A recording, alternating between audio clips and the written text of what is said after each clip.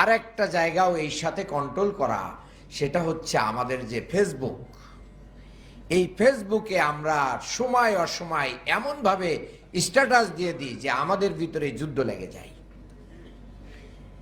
এই জায়গাটা দয়া করে মেহেরবানি করে আমাদেরকে মনে রাখা দরকার। 2 নম্বর, আমাদের এই দাওয়াতের, বাংলার এই দাওয়াতের জমিনে শত জুলুম এবং নিপীড়নের পরেও ইকামতে দ্বীনের উপরে যে সবর করার দরকার, সেই জায়গায় আমাদের অনেক ঘাটতি আছে। আমরা পরিবেশ বুঝে, বাতাস বুঝে অনেক সময় চলার চেষ্টা করি এবং বাতাস বুঝে কথা বলারও চেষ্টা করি, অথচ পৃথিবীতে বহু নবী রাসূলদেরকেও সত্য বলার জন্য শহীদ করে দেয়া হয়েছে। সাহাবা ইকরাম শাহাদাতের মর্যাদা লাভ করেছেন। এই উপমহাদেশে ইংরেজদের বিরুদ্ধে দাঁড়িয়ে আলেম ওলামারাই প্রতিরোধ গড়ে তুলেছিলেন এবং শাহাদাত বরণ করেছিলেন। যে ইতিহাসগুলো আমাদের কাছে ক্লিয়ার থাকা উচিত।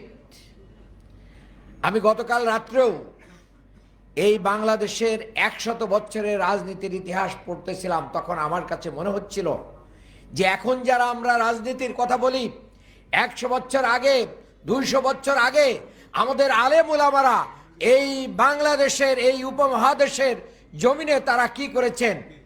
ইসলামকে প্রতিষ্ঠার জন্য তারা জীবন দান করেছেন, হিজরত করেছেন, তারা বহু জুলুম নির্যাতন সহ্য করেছেন, কিন্তু তারা আত্মসমর্পণ করেন নাই।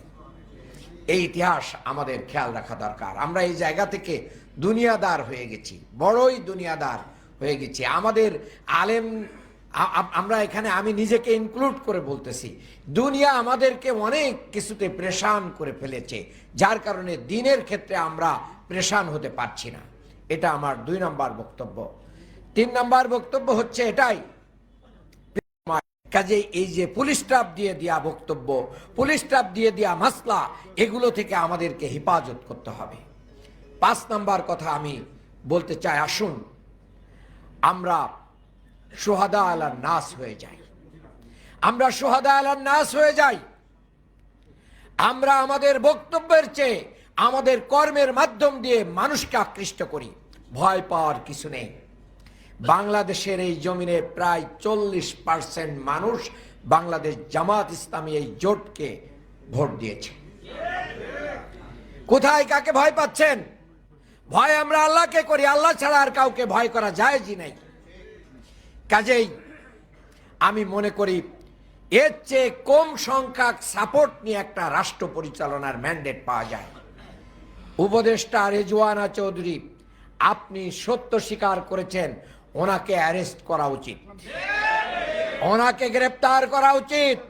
উনি যদি আমাদের মানুষের ভোট অধিকার কেড়ে নিয়ে থাকেন, তাহলে ওনার বিচার হওয়া উচিত এবং এর সাথে কারা কারা জড়িত ওনাকে রিমান্ডে নিয়ে এগুলো জিজ্ঞাসাবাদ করা উচিত। কাজেই আগামী দিনে আলেমদেরকে যদি আমরা আরো সোচ্চার করতে পারি, ঢাকা মহানগরী দক্ষিণের একটা মেসেজ দিয়ে আপনি শেষ করতে চাই, সেটা হচ্ছে আমরা টোটাল ভোট এই ইলেকশনে, পার্লামেন্ট নির্বাচনে টোটাল ভোট ঢাকা মহানগরী দক্ষিণে যা আছে এটা যোগ করলে বিএনপির চেয়ে আমাদের ভোট সংখ্যা বেশি, কারচুপির পরেও। কাজেই আগামী দিনগুলোতে মানুষ ইসলামের পক্ষে যে অবস্থান নিয়েছে সেটাকে গ্রহণ করে আলেম ওলামাদেরকে এগিয়ে আসতে হবে। এই ময়দান চাষাবাদ করে ইসলামের পক্ষে যদি আমরা নিয়ে আসতে না পারি, তাহলে আবার ভারতীয় আধিপত্যবাদ আমাদেরকে পেয়ে বসবে। আবারও আমাদের নেতৃবৃন্দকে যেভাবে ফাঁসির মঞ্চে নিয়ে হত্যা করেছে, আবারও এই দেশের জুলাইকে হত্যা করবে, এই দেশের গণভোটকে হত্যা করবে, এই দেশের মানুষের অধিকারকে হত্যা করবে। সেই ব্যাপারে আলেম সমাজদেরকে ঐক্যবদ্ধ থাকার আহ্বান জানিয়ে আমার বক্তব্য শেষ করছি। আল্লাহ হাফেজ। বাংলাদেশ জিন্দাবাদ। আলেম ওলামারা আমরা ঐক্যবদ্ধভাবে যেন দ্বীনের ঝান্ডা উড়াতে পারি, আল্লাহ সেই তৌফিক দান করুন। আমিন। আসসালামু আলাইকুম ওয়া রাহমাতুল্লাহি ওয়া বারাকাতুহু। মারহাবা, জাযাকাল্লাহ খাইরান। সম্মানিত উপস্থিত, আমরা বক্তব্য শুনেছি। জনতার এমপি, ষড়যন্ত্রের শিকার হয়ে যদিও সংসদে যেতে পারেননি, তিনি আমাদের এমপি, জনতার এমপি।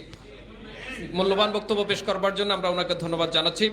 এ পর্যায়ে বক্তব্য নিয়ে আসছেন খেলাফত মজলিসের সম্মানিত নায়েব আমির মোহতারাম মাওলানা আহমদ আলী কাসেমি।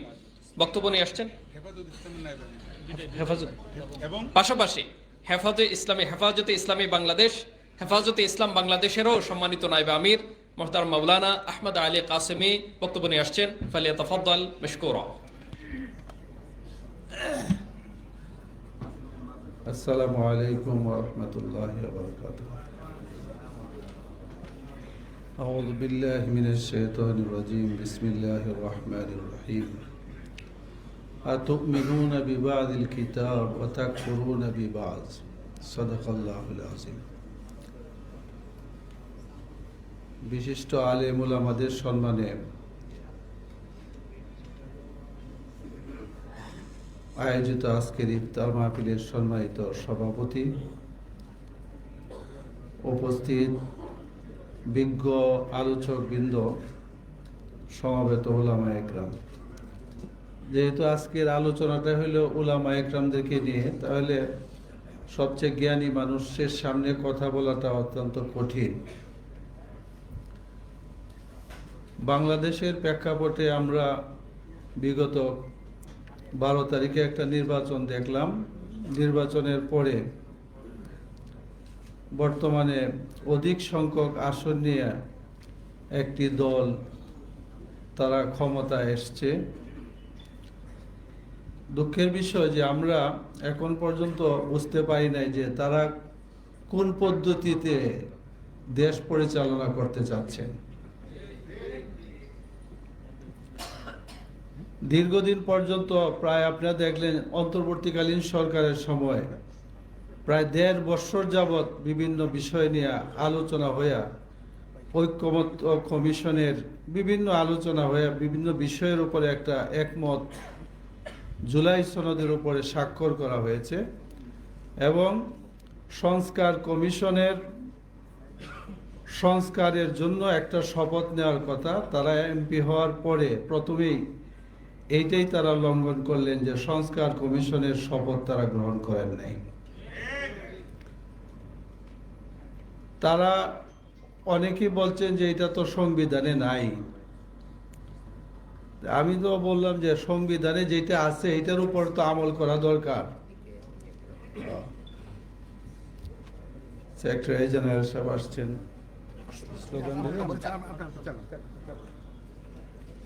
আলহামদুলিল্লাহ। তো আমি এই জন্য কোরআনে কারিমের এই আয়াত তালাওয়াত করছিলাম আপনাদের সামনে। সেটা হলো যে আতুমিনুনা বিবাযিল কিতাব ওয়া তাকফুরুনা বিবায। যে তোমরা কোরআনের কথা বাদ দিলাম, তোমরা যে সংবিধান মানো, এই সংবিধানের কিছু অংশ মানো আর কিছু অংশ মানো না। সংবিধান অনুযায়ী যদি নির্বাচন হয় তাহলে তো নির্বাচন আরো পরে, নির্বাচন তো এখন হইতে পারে না। 2026-এ কোনো নির্বাচন নাই। সংবিধান অনুযায়ী তাহলে হাসিনার ক্ষমতা কি তোমাদের মানতে হয় এইটার থেকে? কারণ আমাদের জুলাই যোদ্ধারা তারা তাদের বুকের তাজা রক্ত দিয়ে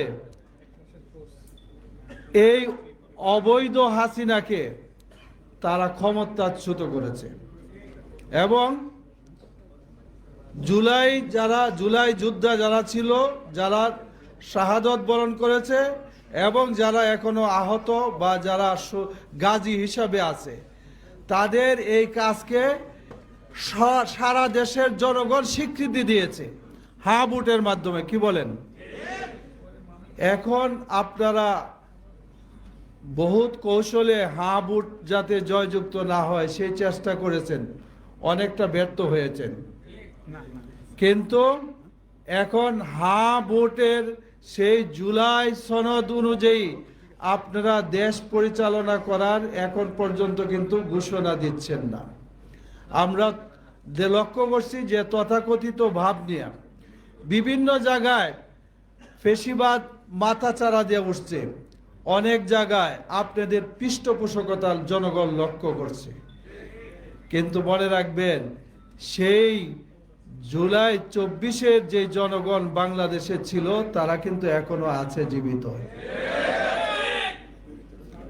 আরেকটা কথা মনে রাখতে হবে, যে আমার ভাই রিজওয়ানার উদ্ধৃতি দিলেন, রিজওয়ানার একটা কথা আপনারা দেখছেন যে এখন নেট দুনিয়ায় ভাইরাল হয়েছে, যে তিনি খুব ভালোভাবে তারা বুঝতে পারছেন যে জামাতকে যাতে খুব বেশি বাইরে না যায়, মোটামুটি একটা লেভেলে রাখছে আর কি। শুধু কথা, খোলাসা কথা তো এটাই, তাই না? জনগণ আমরা দেখতে পারছি যদি এত কিছু করার পরেও ভোটের ব্যবধান কিন্তু খুব বেশি না, তাই না? এত কিছু করার পরেও সিট অনেক পেয়েছেন, কিন্তু ভোটের ব্যবধান অনেক না। সুতরাং আমরা মনে করি তারপরেও এই রেজাল্টকে আমরা মেনে আমাদের ঐক্যবদ্ধ প্রচেষ্টা এবং ঐক্যবদ্ধভাবে যদি আমরা সামনে অগ্রসর হই, তাহলে এক সময় এমন হবে যে তোমরা কোনোভাবেই আমাদেরকে প্রতিরোধ করে তুলতে পারবা না। জনগণের স্রোত সকল বাধা ডিঙ্গিয়ে অগ্রসর হবে ইনশাআল্লাহ। সেটা তোমরা করতে পারবা না। এই জন্য আমরা অনেক কিছুই বলা যাবে বিগত নির্বাচনের ব্যাপারে। আপনাদের অভিজ্ঞতা আছে, আমাদের অভিজ্ঞতা আছে, সবাই লক্ষ্য করেছি যে রেজাল্ট আমাদের পক্ষে কিভাবে আসছিল, সেটাকে কিভাবে অন্যভাবে আপনারা কারচুপি সূক্ষ্মভাবে করেছেন।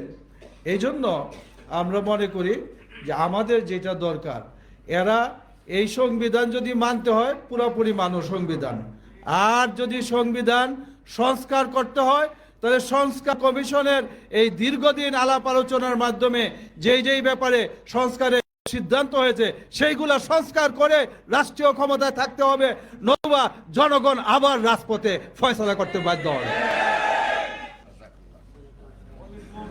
অনেক অনেক ধন্যবাদ বর্ষিয়ান আলেমে দ্বীন এবং বর্ষিয়ান রাজনীতিবিদ। আল্লাহ তাআলা মহতারামকে দীর্ঘ হায়াতে কুল্লে সেহাতে কাবেলা দান করুন, আমরা বলি আমিন। সমিতি আয়োজনের সম্মানিত প্রধান অতিথি বাংলাদেশ জামাত ইসলামীর কেন্দ্রীয় সেক্রেটারি জেনারেল, বিশিষ্ট শিক্ষাবিদ, বিশিষ্ট রাজনীতিবিদ এবং আন্তর্জাতিক পর্যায়ের রাজনীতিবিদ, ইসলামী আন্দোলনের পুরোধা, সাবেক সংসদ সদস্য এবং 2026 সালের নির্বাচনের জনতার এমপি, যাকেও অত্যন্ত ন্যাক্কারজনকভাবে পরিকল্পিতভাবে হারিয়ে দেওয়া হয়েছে। জনতার এমপি হিসাবে যিনি জনগণের হৃদয় মণিকোঠে রয়েছেন, অধ্যাপক মিয়া গোলাম পরোয়ার আমাদের মধ্যে উপস্থিত হয়েছেন। ঢাকা মহানগরী দক্ষিণ ওলামা বিভাগের পক্ষ থেকে আমরা মোহতারামকে অভিনন্দন এবং স্বাগত জানাচ্ছি। আমরা একটু তাকবীর দেই, লিল্লাহে তাকবীর, লিল্লাহে তাকবীর। সম্মানিত ওলামায়ে কেরাম, আজকের এই আয়োজনে এই পর্যায়ে বক্তব্য নিয়ে আসছেন বাংলাদেশ জামাত ইসলামীর কেন্দ্রীয় কর্মপরিষদের সম্মানিত সদস্য, ঢাকা মহানগরী দক্ষিণের সম্মানিত সংগ্রামী নায়েব আমির, আমাদের শ্রদ্ধেয় দায়িত্বশীল জনাব আব্দুল সবুর ফকির। জনাব আব্দুল সবুর ফকির স্যারকে বক্তব্য রাখার জন্য আমি অনুরোধ করছি।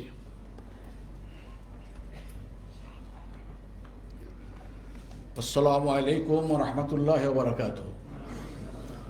আউযু বিল্লাহি মিনাশ শাইতানির রাজীম। বিসমিল্লাহির রহমানির রহিম। আলহামদুলিল্লাহি রাব্বিল আলামিন। আসসালাতু ওয়াসসালামু আলা সাইয়্যিদিল মুরসালিন ওয়া আলা আলিহি ওয়া সাহবিহি আজমাইন। বাংলাদেশ জামাত ইসলামী ঢাকা মহানগরী দক্ষিণের ওলামা বিভাগ কর্তৃক আয়োজিত ঢাকা মহানগরীর বিভিন্ন পর্যায়ের খতিব, ইমাম এবং ওলামাদের নিয়ে আজকের এই ইফতার মাহফিলের সম্মানিত সভাপতি, আজকের অনুষ্ঠানের প্রধান অতিথি বাংলাদেশ জামাত ইসলামীর সেক্রেটারি জেনারেল জনাব অধ্যাপক মিয়া গোলাম পরোয়ার, ওলামায়ে কেরাম, আলেম ওলামা এবং বিজ্ঞজনেরা, রমজানের মাঝামাঝি পর্যায়ে আপনাদের নিয়ে আমরা প্রতি বছরের নেই এই ইফতার মাহফিলের আয়োজন করেছি। এই ইফতার মাহফিলের মধ্য দিয়ে আমরা আপনাদেরকে রমজানের শিক্ষা বা কি তাকওয়া তারপরে রমজান দিয়ে আমরা কি পাবো, এগুলো আপনাদেরকে আমরা জানাতে চাই না। এটা আপনাদেরই কাজ। এটা আপনারা রমজান শুরু হওয়ার আগ থেকেই, শাবান মাস থেকেই শুরু করেন, মসজিদে খুতবার মধ্য দিয়ে এদেশের সাধারণ মানুষকে, মুসল্লিদেরকে জানানোর জন্য আপনারা সচেষ্ট থাকেন। মূলত আপনাদেরকে একটি সম্মানিত জায়গায় পৌঁছানোর জন্য জামাত ইসলামের পক্ষ থেকে প্রতি বছরই দাওয়াত দেওয়া হয়ে থাকে। তার মূল টার্গেট হলো আমরা যাতে ঐক্যবদ্ধ থাকতে পারি এবং এই হাজারো আলেম ওলামা এবং সাধারণ মুসলমানের শাহাদাতের রক্তে রঞ্জিত বাংলাদেশ যেন একটি কাঙ্ক্ষিত জায়গায় পুষতে পারে, সেই টার্গেটের সামনে নিয়েই আমাদের এই আয়োজন হয়ে থাকে প্রতি বছর। আলহামদুলিল্লাহ, প্রতি বছরই আপনারা আসেন, অনেক নতুন নতুন মেহমান আসেন। এই আসার মধ্য দিয়ে এবারের নির্বাচনে আমরা একটি সুন্দর রেজাল্ট পেয়েছি। সেই রেজাল্টের পিছনে আপনাদের এদেশের আলেম ওলামা যারা, মসজিদের খতিব যারা, তাদের বিরাট একটি ভূমিকা এখানে রয়েছে। সেই ভূমিকার মধ্য দিয়েই একটি ফলাফল আমরা পেয়েছি প্রাথমিকভাবে, কিন্তু এদেশের মানুষ, সাধারণ জনগণ জেনে গেছে যে এদেশের মানুষের ভোট ছিল ইসলামের পক্ষেই। তো সেই জায়গাটা থেকে অত্যন্ত সূক্ষ্ম, এর আগে তো ফ্যাসিস্ট আমলে শেখ হাসিনার সময় বিভিন্ন কারচুপির কথা শুনেছি, কিন্তু ওই কারচুপির বাইরে এটা একটি ব্যতিক্রম ধর্মী কারচুপি, যেটা তৎকালীন সময়ের যে গভর্নমেন্ট ছিল সে একজন উপদেষ্টা নিজেই রাজসাক্ষী হিসেবে নিজেকে উপস্থাপন করেছেন জাতির খেদমতে। ওনাকে ধন্যবাদ জানাই, ওনার সাহসিকতার জন্য ওনাকে মোবারকবাদ জানাই, যে অন্তত একটি সত্য কথা বলে এদেশের সাধারণ মুসলমানদের আশ্বস্ত করতে পেরেছেন যে আসলে এদেশের সাধারণ মানুষই বিজয়ী হয়েছে, আমরা কারচুপির মাধ্যমে অন্য একটি সংস্থাকে, অন্য একটি দলকে আমরা বিজয়ী করেছি। এটা শুধু এদেশের স্বার্থের জন্য না, একটি বাইরের একটি শক্তিকে সন্তুষ্ট করার জন্য এই কাজটা তারা করেছেন। এটা এখন পরিষ্কার হয়ে গেছে। এখন সরকারের দায়িত্ব হইল যিনি নিজের অপরাধ স্বীকার করেন তার ব্যাপারে কি করতে হবে, সে করণীয়টা তারাই ঠিক করবেন, এটা বলে আমরা বিশ্বাস রাখি। সম্মানিত ওলামায়ে কেরাম, আসলে রাজনীতিতে ইসলামের আগমন এটা অনেক আগে থেকে, মাঝখানে কখনো স্থীমিত হয়েছে, কখনো জাগরিত হয়েছে। বিভিন্ন পার্লামেন্টে আলেম ওলামাদের পদচারণা ছিল, তাদের বক্তব্য ছিল, অনেক সংস্কার তারা পার্লামেন্টও করেছেন। আপনাদের মনে থাকার কথা, সংসদে ঢুকতে হলে স্পিকারের প্রতি মাথা নুয়ে সালাম দিয়ে তারপরে ঢুকতে হতো। আপনাদের মনে আছে না? আলহামদুলিল্লাহ, সেই সংস্কার, ওই মাথা নামানোর জায়গা থেকে আসসালামু আলাইকুম বলে ঢোকা এবং বের হওয়া, এই সংস্কার জামাত ইসলামীর দাবির মুখে আল্লামা দেলোয়ার হোসেন সাঈদী সহ আমাদের গোলাম পরোয়ার ভাই সেদিন পার্লামেন্টে ছিলেন, শহীদ মাওলানা মতিউর রহমান নিজামী সহ অন্য সদস্য ছিলেন, সেদিন এটাকে আমরা পরিবর্তন করতে সক্ষম হয়েছিলাম। এটা বিরাট অবদান ওলামাদের। আমরা তো মাথা নত করবো একমাত্র আল্লাহর কাছে, সেখানে কি স্পিকার, কি হেডমাস্টার, কি প্রিন্সিপাল, তাদের কাছে তো মাথা নত করার কোনো সুযোগ নাই। আপনাদের সম্রাট আকবরের সময় মনে আছে আপনাদের যে একজন আমাদের মুজাদ্দেদ, তিনি যখন তার দরবারে উপস্থিত হলেন, সম্রাট আকবর তার গেটটা এত ছোট করেছিল যে সে মাথা নত করে সে যেন ঢুকে, অর্থাৎ তাকে যেন কুর্নিশ করা হয়। কিন্তু সেই ব্যক্তিত্ব, সেই মহান ব্যক্তিত্ব সেদিন ওখানে গিয়ে যখন দেখলেন মাথা আটকে গেছে, তখন উনি বাম পাটা আগে দিয়ে তারপর মাথা ঢুকিয়ে দিয়েছেন। এটাই তো ইমানের দৃঢ়তা, এটাই আমাদেরকে অবলম্বন করতে হবে, ধারণ করতে হবে। যে ধারণটা এবার করে আমরা সারা দেশে গণজাগরণ সৃষ্টি করেছিলাম। যারা শুধু মাহফিলে তাফসির করে বেড়াতো, তারা আজকে পার্লামেন্টে তাদের সেই তাফসির ঘোষণা করবে, প্রচার করবে ইনশাআল্লাহ।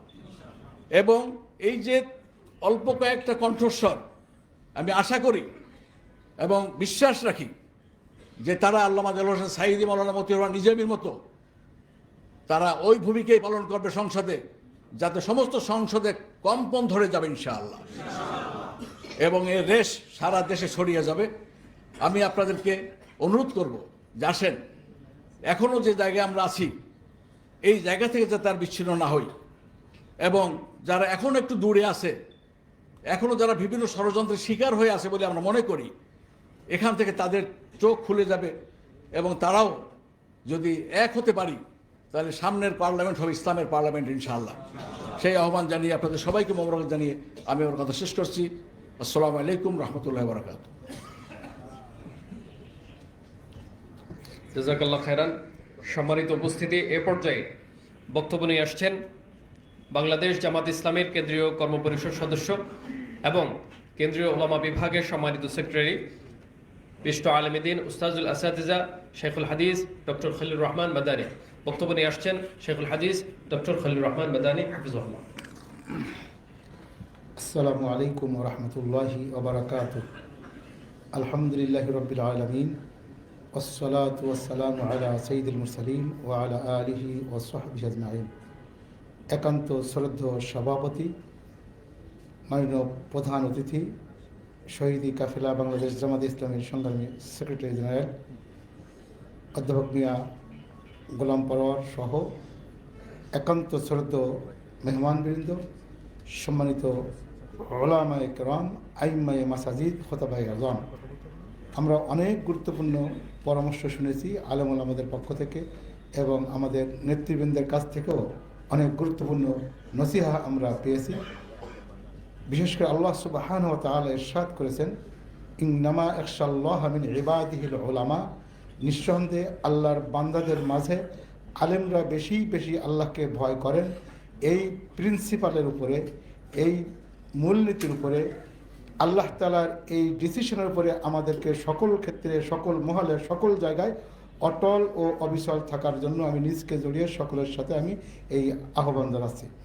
2 নম্বর হলো, কিন্তু আমরা বিশেষ করে ফাআগরাইনা বাইনাহুমুল আদাওয়াতা ওয়াল বাগদা ইলা ইয়াউমিল কিয়ামা, কিয়ামত পর্যন্ত ইহুদি খ্রিস্টান পণ্ডিতদের মাঝে, তাদের আলেমদের মাঝে হিংসা, বিদ্বেষ, রেষারেষি, মারামারি, হানাহানি, গালাগালি যা আছে তাদের মধ্যেই হয়, আমাদের মাঝে যেন এটি না হয়।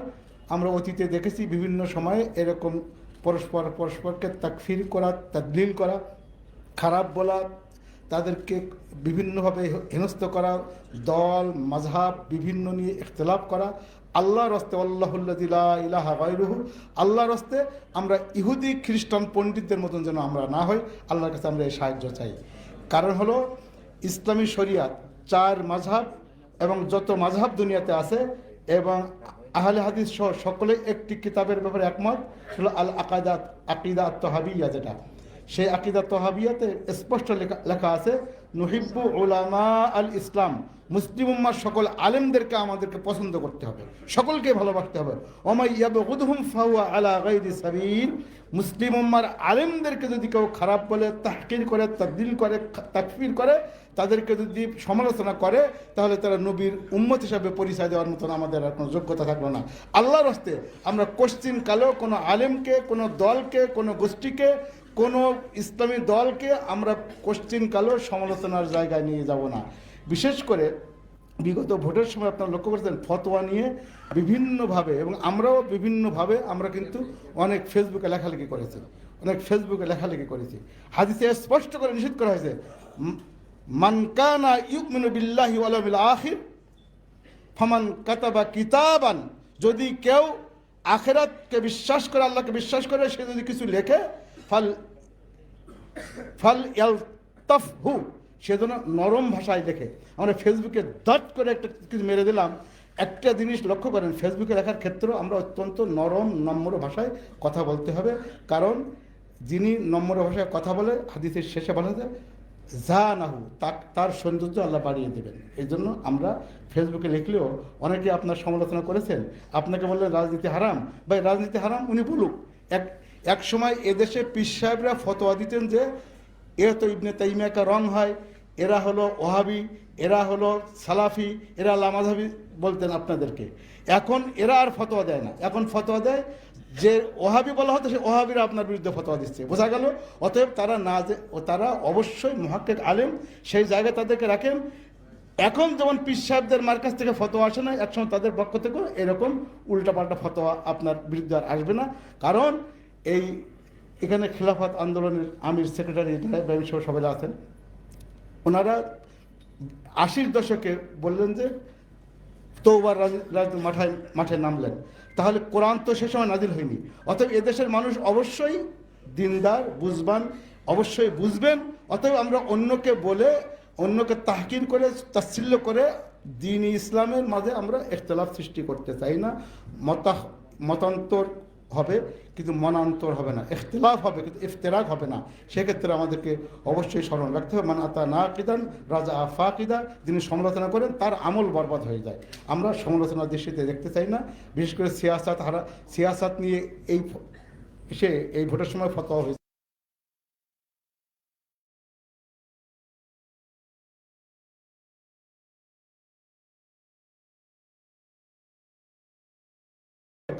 আমার মালিক তো আমাকে বলেই দিয়েছেন যে ওয়াকাতিলুহুম হাত্তা লা তাকুনা ফিতনা ওয়া ইয়াকুনা দ্বীনু কুল্লুহু লিল্লাহ। হত্যা, সন্ত্রাস, নির্যাতন, দুর্নীতি, অপরাধ, মাদক এবং সন্ত্রাস, চাঁদাবাজি থেকে সমাজকে চিরতরে নিষ্কলুষ করার জন্য আপনি প্রাণান্তকার প্রচেষ্টা চালিয়ে যাবেন। এটি তো জিহাদ, এটা সিয়াসা। কারণ কানাত বানু ইসরাঈল তাসুজুহুমুল আম্বিয়া, বনি ইসরাইল সহ অতীতকালের সমস্ত নবী রাসূলগণ রাজনৈতিক কর্মকাণ্ডের নেতৃত্ব দিয়েছেন। কুল্লামা হালাকা নাবিয়ুন খলাফাহু নাবিয়ুন আখার, একজন নবীকে আল্লাহ যখন উঠিয়ে নিয়েছেন, আরেকজন নবী এসে ওই সমস্ত রাজনৈতিক কর্মকাণ্ডের হাল ধরেছেন। ওয়ালা তাজালু তাইফাতু মিন উম্মতি যাহিরিনা আলাল হাক্কি, এই দ্বীন হকের উপরে উম্মতে মুহাম্মাদের একটি দল কিয়ামত পর্যন্ত থাকবেন। ওয়ালা ইয়াখাফুনা ফিল্লাহি লাওমাতা লাইম, মুত্তাফাক আলাইহি হাদিস। অতএব আমাদের সিয়াসাত হারাম কি হালাল এটা আমাদের কারোর কাছে ফতোয়া নেওয়ার কোনো প্রয়োজন নেই। আপনি দ্বীনের পক্ষে, ইসলামের পক্ষে, সত্যের পক্ষে, কোরআনের পক্ষে, ইসলামী বিধানের পক্ষে আমি মানুষকে ডাকবো। এবং ওয়ালাকিন কুনু ইবাদাল্লাহি ইখওয়ানা, সকলে আল্লাহর বান্দা হিসেবে ভাই ভাই হয়ে যাব। আল্লাহর রব্বুল আলামিন আমাদের মজলিসকে, ঢাকা মহানগরী ওলামা বিভাগকে, ঢাকা মহানগরী জামাতে ইসলামীকে, শহীদ কাফেলা বাংলাদেশ জামাতে ইসলামকে কবুল করুন এবং এ দেশের বুকে চিরতরে দুর্নীতিমুক্ত, সন্ত্রাসমুক্ত, অপরাধমুক্ত, মাদকমুক্ত, চাঁদাবাজমুক্ত, টেন্ডার মুক্ত মানবিক সমাজ বিনির্মাণে আপনি আমি সকলে অংশীদার হব। আল্লাহ তাআলা সে তৌফিক দান করুন। আমিন। আসসালামু আলাইকুম ওয়া রাহমাতুল্লাহি ওয়া বারাকাতুহু।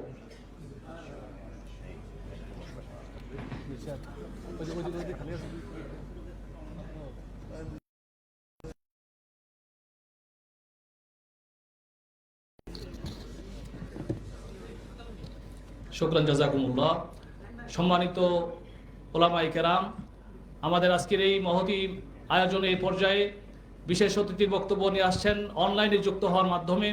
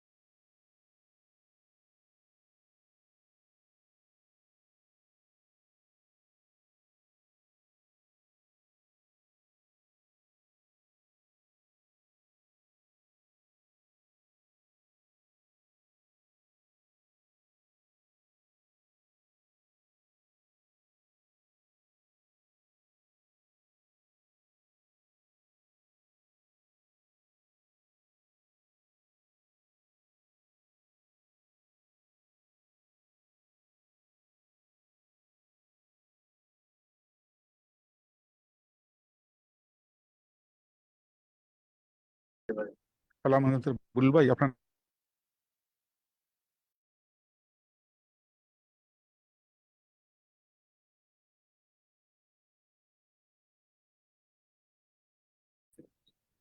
বলুন ভাই, আপনি কথা বলেন, আনমিউট হয়ে কথা বলেন বলুন ভাই।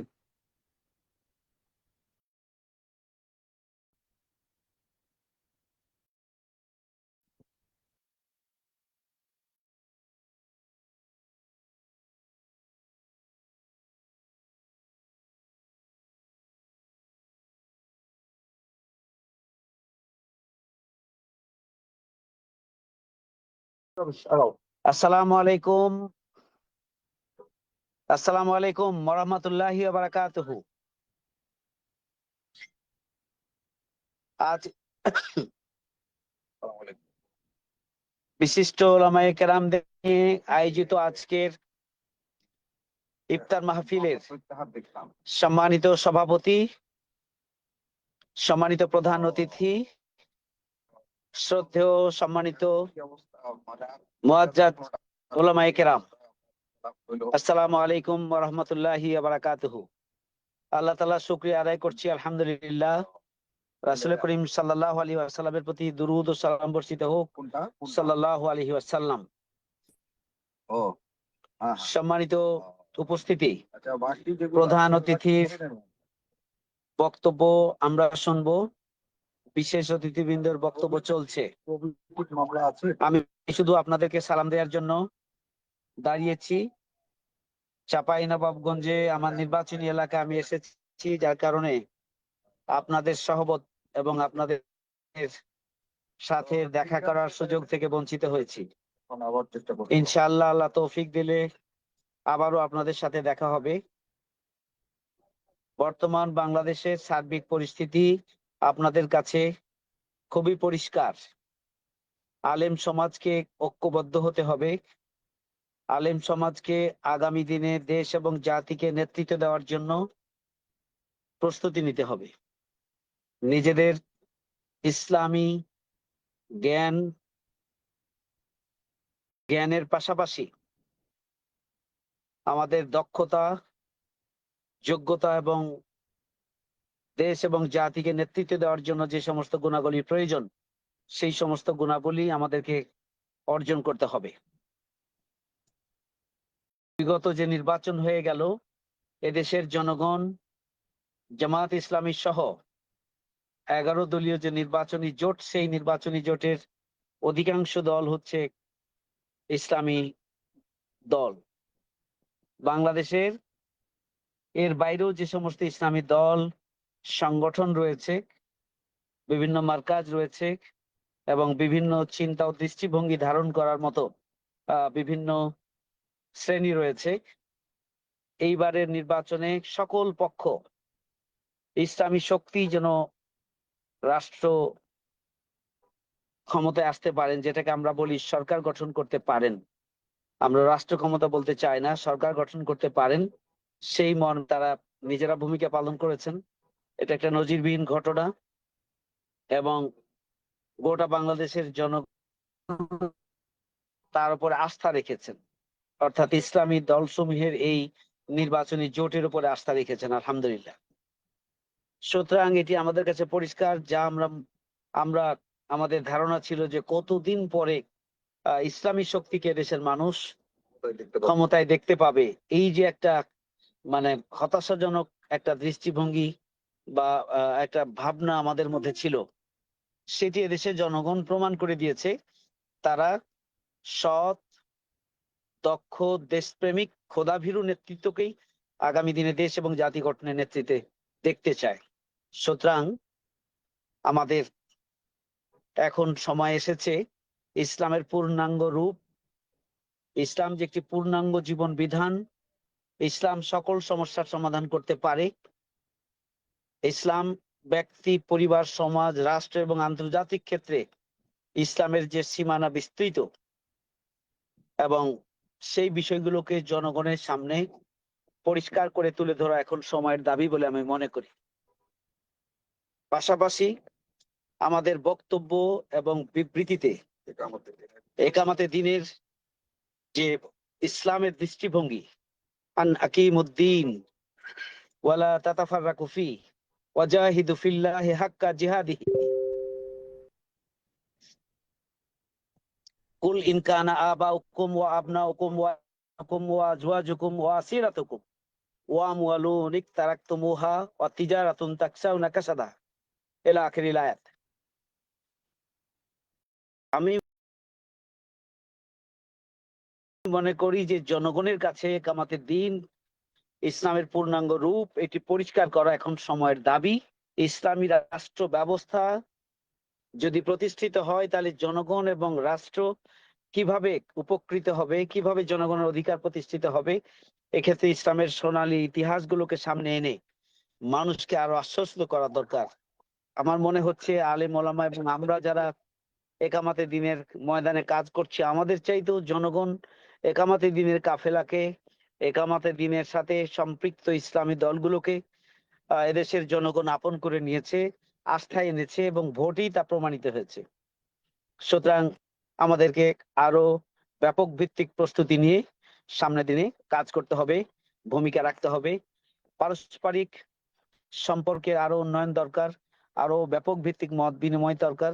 ছোটখাটো বিষয়ে আমাদের যে দূরত্ব আছে, দৃষ্টিভঙ্গিগত বা বিভিন্ন যে দুর্বলতা বা ত্রুটি আছে, এগুলোকে আমরা যেন সংশোধনের উদ্দেশ্যে আমরা আভ্যন্তরীণভাবে নিজেরা সংশোধন করে যেন ইসলামী শক্তির সামগ্রিক অবস্থানটিকে আমরা মজবুত করতে পারি, সেইভাবে আমাদেরকে এখন ভূমিকা পালন করতে হবে। আমাদের স্বপ্ন দেখতে হবে আগামী দিনের সরকার গঠনের।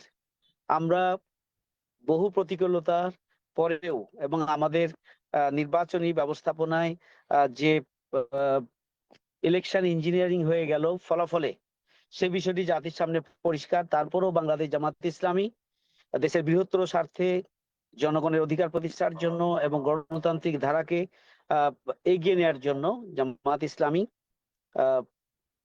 এটাকে এই সরকার গঠনের সাথে তারা সহযোগিতা করার আশ্বাস দিয়েছে। বিরোধী দল হিসাবে আমাদের নির্বাচনী জোট এখন ভূমিকা রাখার সিদ্ধান্ত নিয়েছেন। শক্তিশালী বিরোধী দল হিসাবে গঠনমূলক সমালোচনা এবং গঠনমূলক ভূমিকা সংসদের ভিতরে এবং বাইরে রাখার মধ্য দিয়ে আমরা আগামী দিনে দেশ এবং জাতিকে তাদের অধিকারের যে লড়াই, সেই লড়াইয়ে আমরা ভূমিকা পালন করব ইনশাআল্লাহ। সরকার যাতে করে আবারও পিছনের দিকে যেতে না পারে, সরকার যেন আবার ফ্যাসিস্ট হয়ে উঠতে না পারে, সরকার যেন জনগণের অধিকার নিয়ে ছিনিমিনি খেলতে না পারে, সরকার যেন জনবান্ধব সরকার হিসেবে ভূমিকা রাখতে বাধ্য হয়। আমরা গঠনমূলক ভূমিকা পালনের মধ্য দিয়ে আমরা ইনশাআল্লাহ সরকারকে সেই খাতে, সেই দিকে প্রবাহিত করার জন্য আমরা ইনশাআল্লাহ আমাদের অবস্থান থেকে আমরা ভূমিকা পালন করব, সংসদের ভিতরে ভূমিকা পালন করব, প্রয়োজন হলে সংসদের বাইরেও আন্দোলন সংগ্রামে আমরা ভূমিকা পালনের মধ্য দিয়ে সরকারকে সঠিক খাতে প্রবাহিত করতে আমরা বাধ্য করব ইনশাআল্লাহ। আসুন আমরা সবাই ঐক্যবদ্ধ হয়ে নতুন বাংলাদেশ বিনির্মাণের শহীদদের যে স্বপ্ন, জুলাই যোদ্ধাদের যে স্বপ্ন, সেই স্বপ্ন বাস্তবায়নে আমরা ঐক্যবদ্ধভাবে ভূমিকা পালন করি, সেই প্রত্যাশা এবং সে আহ্বান জানিয়ে আমার কথা করছি। পাশাপাশি আমাদের আয়োজনে, ঢাকা মহানগরী দক্ষিণের আয়োজনে আপনারা উপস্থিত হয়েছেন যথাসময়ে, আলহামদুলিল্লাহ। আমি আপনাদের প্রতি কৃতজ্ঞতা এবং শুকরিয়া জানাচ্ছি। ভালো থাকবেন সবাই, আমাদের জন্য দোয়া চাই। আমরা সবসময় আপনাদের পাশে চাই, অতীতও পেয়েছি, আগামী দিনে আপনাদের সাথে নিয়েই আমরা নতুন বাংলাদেশ নির্মাণে আমরা ভূমিকা রাখবো ইনশাআল্লাহ। আসসালামু আলাইকুম ওয়া রাহমাতুল্লাহি ওয়া বারাকাতুহু। জাযাকাল্লাহ খাইরান, জাযাকাল্লাহ খাইর।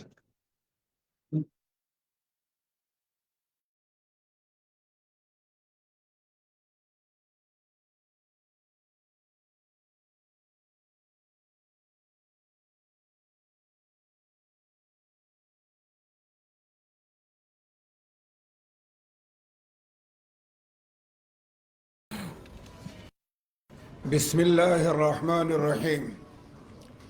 সংগ্রামী সভাপতি, মাননীয় প্রধান অতিথি, মঞ্চ উপবিষ্ট জাতীয় নেতৃবৃন্দ, সমবেত হযরত উলামায়ে কেরাম, মোহতারাম হাজিরিন, আজকের এই মাহফিলের বৈশিষ্ট্য উলামা বিভাগ, আলেম উলামায়ে কেরামের প্রোগ্রাম। আমি আপনাদের সবার দৃষ্টি আকর্ষণ করে বলতে চাই যে উলামায়ে কেরাম প্রিয় নবী সাল্লাল্লাহু আলাইহি সাল্লামের মিম্বারে রাসূলের ওয়ারিস।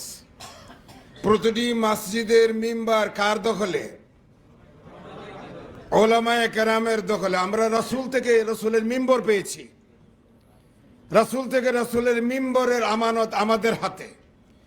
বাংলাদেশে 3 লক্ষেরও বেশি মসজিদ, আর এই মসজিদগুলি আমরা যখন ইমাম বা খতিব হিসাবে মিম্বরে বসি, তখন মুসল্লি সে যত দামি হোক না কেন, ইজা খারাজ আল ইমাম লা সালাত ওয়ালা কালাম, মুসল্লি খামোশ, কোনো কথা বলতে পারবে না, শরীয়ত অ্যালাউ করে না। মুসল্লিরা উযু করে এসে কেবলারুখ হয়ে বসে পাক পবিত্র অবস্থায় মনোরম পরিবেশে আমার একজন ইমাম ও খতিবের দিকে তাকিয়ে থাকেন। খতিব এর সামনে শুক্রবারে কোটি কোটি মুসল্লি।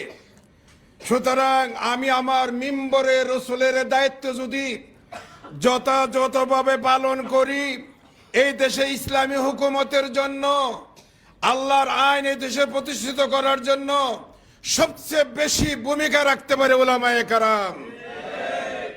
আমার ভাইরা, আজ থেকে বহু বছর আগে যখন মামলা মোকদ্দমা ফাঁসির পরে ফাঁসি হচ্ছিল, ইসলামের কথা বলার কারণে আমার মনে পড়ে তখনই বর্তমান নতুন আমির হিসাবে শপথ নিয়েছিলেন মাওলানা ডক্টর খলিলুর রহমান মাদানির মাধ্যমে। একদিন আমার মাদ্রাসায় তিনি গেলেন একেবারে লুকোচুরি অবস্থায়। উলামায়ে কেরামের একটা প্রোগ্রাম হলো, ইনি সে আলেমদের সামনে আমিরে জামাত বলেছিলেন যে আপনারা যারা মসজিদে নেতৃত্ব দিচ্ছেন, আমরা জামাত এবং আমি জামাতের আমির হিসাবে মসজিদের ভিতরের নেতৃত্ব যারা দেয় তাদেরকে মাঠের নেতৃত্ব দেওয়ার জন্য প্রোগ্রাম চেষ্টা চালিয়ে যাচ্ছি। মসজিদে যারা ভিতরে আছেন তারা যদি মাঠে নেতৃত্ব দেন তাইলে মানুষের জান মাল ইজ্জতের নিরাপত্তা পাবে। আমার ভাইয়েরা, আমার কথা শেষ, সময়ের স্বল্পতায় আমি আমার মনে সদমা ব্যথা, কথা বলার সুযোগ নাই, সুযোগ হবেও না, কিন্তু আমি কথা বলতে চাই। প্রতিদিন আসরের নামাজের পরে আপনি মুসল্লিদের দিকে ফিরে বসেন, বসার পরে বলেন 33 বার সুবহানাল্লাহ, আলহামদুলিল্লাহ, আল্লাহু আকবার।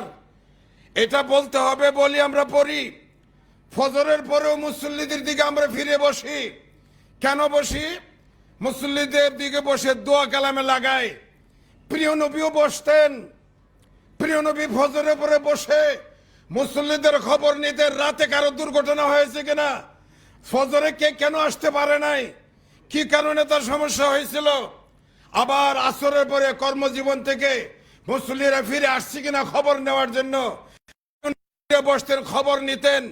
এইভাবে ইমাম আর মুসল্লির ভিতরে শীতবন্ধন হতো, যোগাযোগ সম্পর্ক বাড়ত।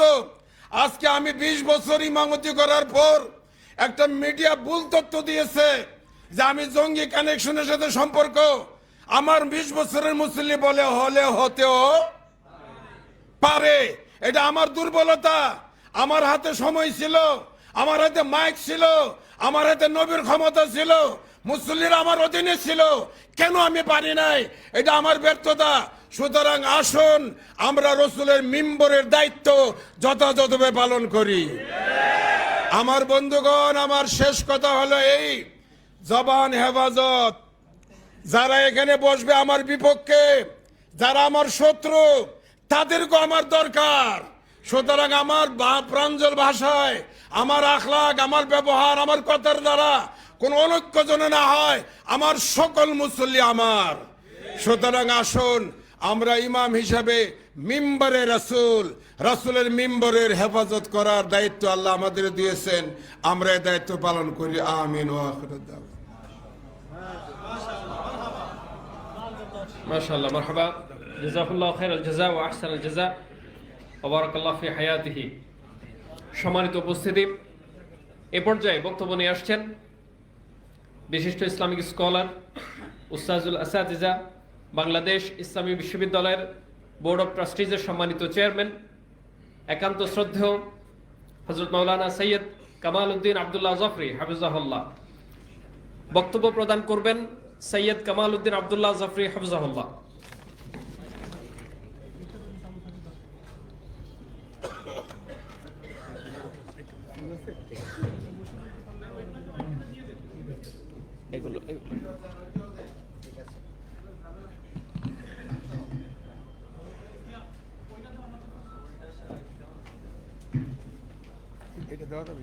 আসসালামু আলাইকুম ওয়া রাহমাতুল্লাহি ওয়া বারাকাতুহু।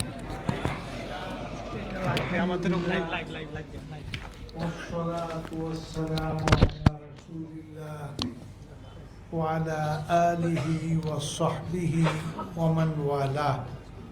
ওয়া বা'দ। আমার সামনে আজকে ওলামায়ে কেরাম, মাশাআল্লাহ, এই ওলামায়ে কেরামের একত্রিত হতে দেখে আমার মন আনন্দিত হয়ে যায়, আমার চক্ষু আলোকিত হয়। আলহামদুলিল্লাহ, যদি ওলামায়ে কেরাম এক কথায় থাকে তাইলে বাংলাদেশ এক নীতিতেই চলবে, সেটা হলো ইসলামের নীতি, সেটা লা ইলাহা ইল্লাল্লাহ মুহাম্মাদুর রাসূলুল্লাহ। আল্লাহ তাআলা আমাদেরকে তৌফিক দান করেন আমরা যেন এই নীতিতে চলতে পারি। উলামায়ে কেরাম, আপনাদের দেখলে আমার মন সন্তুষ্ট হয়, মন ফুর্তিতে আলহামদুলিল্লাহ এই আলোকিত হয়।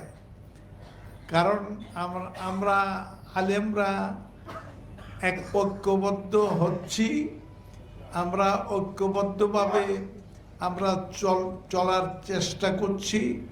আল্লাহ তাআলা আমাদের তৌফিক দান করবেন।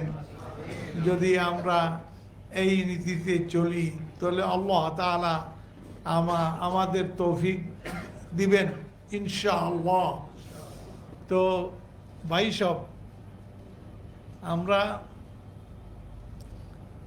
এই আলেম ওলামা একত্রিত করতে হবে, আমাদের করতে হবে এই জন্য যে আমরা যে কাজ, অর্থাৎ দাওয়া ইলাল্লাহ, মানে আল্লাহর দিকে দাওয়াত এবং ঐক্যবদ্ধ জামাত গঠন করার জন্য যে কাজ আমরা করছি, এই কাজ করার জন্য আমাদের এর বিকল্প কোনো কাজ নেই। আল্লাহ তাআলা আমাদের তৌফিক দান করেন, আমরা যেন ঐক্যবদ্ধভাবে দিনের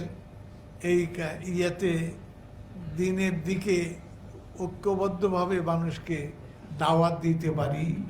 আল্লাহ তাআলা আমাদের জনগণ রেডি আছে, আমরা জনগণকে নেতৃত্ব দিয়ে ইমামত দেওয়ার জন্য যে কাজ করার, সেই কাজ আমরা করছি না।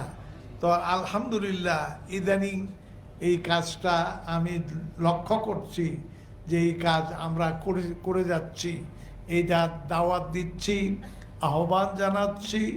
আল্লাহ তাআলা আমাদেরকে তৌফিক দান করেন, আমরা যেন ঐক্যবদ্ধভাবে জনগণকে নিয়ে আল্লাহর রাস্তায়, আল্লাহর দিনের এই কালেমাকে সবচেয়ে উঁচুতে তুলে ধরার চেষ্টা করছি। আল্লাহ তাআলা আমাদের যেন তৌফিক দান করেন, আমিন। ভাই সাহেব,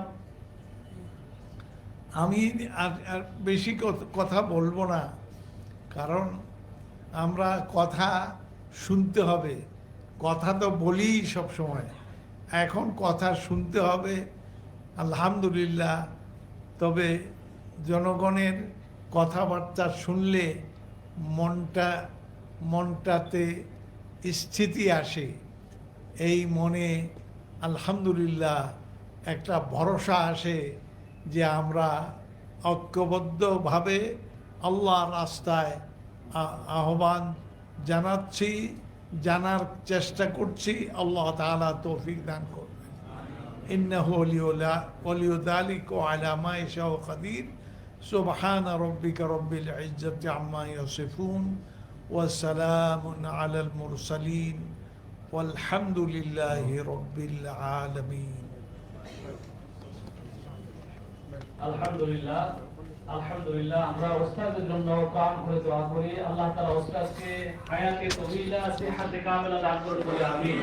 আমাদের ওস্তাদের কাছ থেকে আরো বেশি বেশি ইস্তেফাদা নিতে পারি, আল্লাহ তাআলা তৌফিক দান করুন। সম্মানিত উপস্থিতি, আজকের এই মাহফিলের এই পর্যায়ে সর্বশেষ আমাদের সম্মানিত প্রধান অতিথির বক্তব্য। প্রধান অতিথির বক্তব্য নিয়ে আসছেন বাংলাদেশ জামাত ইসলামীর সম্মানিত সেক্রেটারি জেনারেল, বিশ্ব ইসলামী আন্দোলনের অন্যতম পুরোধা, বর্ষিয়ান রাজনীতিবিদ, 2026 সালের জাতীয় সংসদ নির্বাচনে জনতার এমপি, যাকে অত্যন্ত সুপরিকল্পিতভাবে ইসলামের দুশ্মনদের ষড়যন্ত্রের কারণে হারিয়ে দেওয়া হয়েছে, আমাদের শ্রদ্ধেয় দায়িত্বশীল অধ্যাপক মিয়া গোলাম পরোয়ার। অধ্যাপক মিয়া গোলাম পরোয়ার মহতারামকে বক্তব্য রাখার জন্য আমি বিনীত অনুরোধ করছি।